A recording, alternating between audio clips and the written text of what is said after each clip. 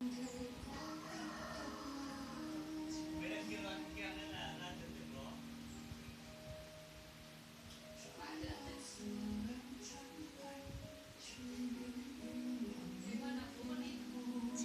chào các bạn, hôm nay mình sẽ hướng dẫn các bạn cách làm slime chỉ với 2 nguyên liệu.